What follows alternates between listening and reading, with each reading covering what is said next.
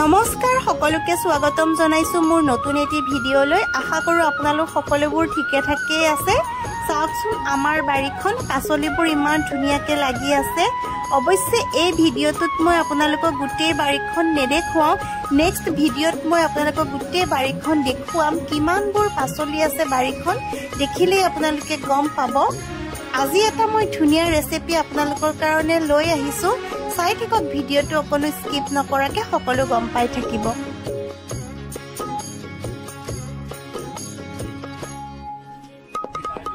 বস্তু এটা দেখুৱাম আপোনালোকক দেখুৱাই আছো কি ভয় নকৰে যে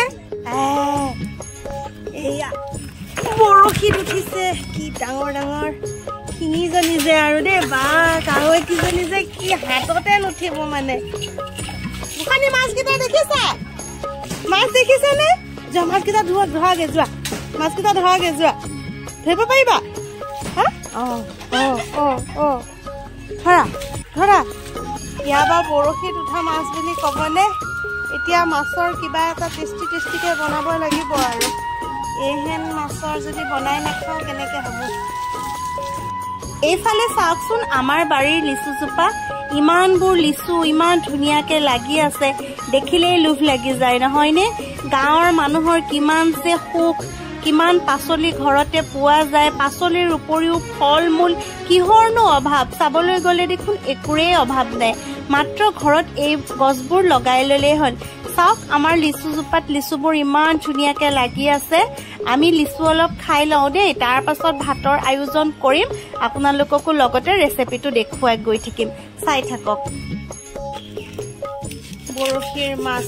ইমানবিলাক ডাঙৰ ডাঙৰ মাছ বৰশীত যে উঠিছে নহয় বহুত ডাঙৰ নহয় নে ফুলকেইটা বনাম এতিয়া নৰসিংহ পাতৰ লগত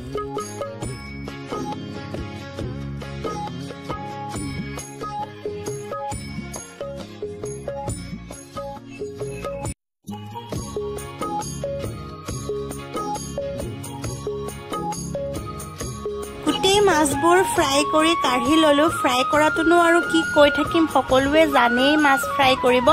সকলোৰে কৰাৰ দৰে ময়ো ফ্ৰাই কৰি ললো এতিয়া সেইখিনি তেলতে পিয়াজ আদা নহৰু দি অকমান ভাজি ললো এতিয়া ভাজি থকা মছলাখিনিতে অলপমান হালধি আৰু অলপমান নিমখ দি অলপ সময় ভাজি ললো নিমখ আৰু হালধি নিজৰ আন্দাজ মতে দিলেই হ'ল প্ৰথমতে মই 3টা আলু বইল কৰি লৈছিলো এই 3টা আলু মছলাখিনিৰ লগত একেলগে দি দিলো দি গুটেইখিনি অলপমান সময় ভাজি লম তেল কিন্তু মই বহুত বেছি দিয়া নাই দেই অকমান ভাজি লোৱাৰ পাছত মই নৰসিংহ পাত কেইটামান লৈছিলো সেইকেইটা মিক্সিত পিছি ললো আৰু সেই পিছি লোৱা গুটেই ৰসখিনি মই আলুখিনিৰ লগত ঢালি দিলো এতিয়া অলপমান সময় ভাজিব লাগিব নহলে নৰসিংহটো কেঁচা কেঁচা লাগিব অলপ সময় ভাজি ললেই তাৰ কেঁচা গোন্ধ লগতে যিটো তিতা তিতা এটা সোৱাদ আহে সেইটো নাইকিয়া হৈ যাব অলপ সময় ভাজি লোৱাত তাত 1 চামুচ জিৰা গুৰি দি দিলো আৰু অলপমান লৰাই ললো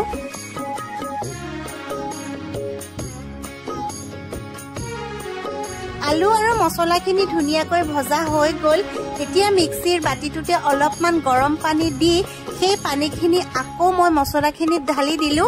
এতিয়া অলপ সময় লৰাই ইয়াক উতলিবলৈ দিব লাগিব অকণমান উতল অহাত মই মাছৰ টুকুৰা কেইটা দি দিলো তাৰ পাছত আকৌ অলপ সময়ৰ কাৰণে উতলিবলৈ দিলো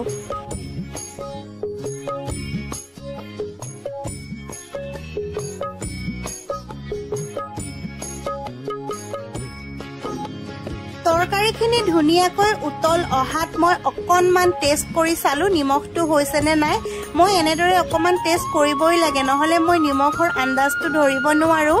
হৈ গ'ল ধুনীয়াকৈ উতল আহিল এতিয়া মই এইখিনি কাঢ়ি ঠাণ্ডা হ'বৰ কাৰণে থৈ দিলো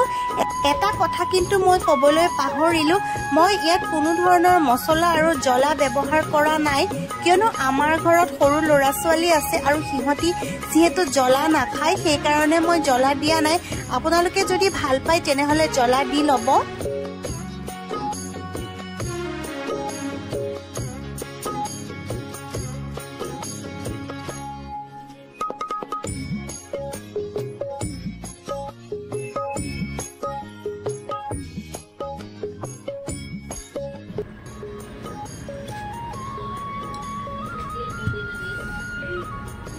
খাবলৈ বহিছো চাওক কি ধুনীয়া শ'ল মাছ শিঙিকেইটা শিঙি মানে এটা আছিলে এইটো সৰুখিনিয়ে খালে আমি শ'ল মাছ খাইছো লগত ভাত কেৰেলা আলু ভাজি তিয়হৰ চাটনি বেঙেনা পুৰা পিটিকা আম আৰু পদিনাৰ চাটনি কি যে টেষ্টি লাগিছে ভাত সাজ খাই খাওঁতে ভাল লাগিব চাগে আমি ভাত খাওঁ আপোনালোকৰ পৰা বিদায় লওঁ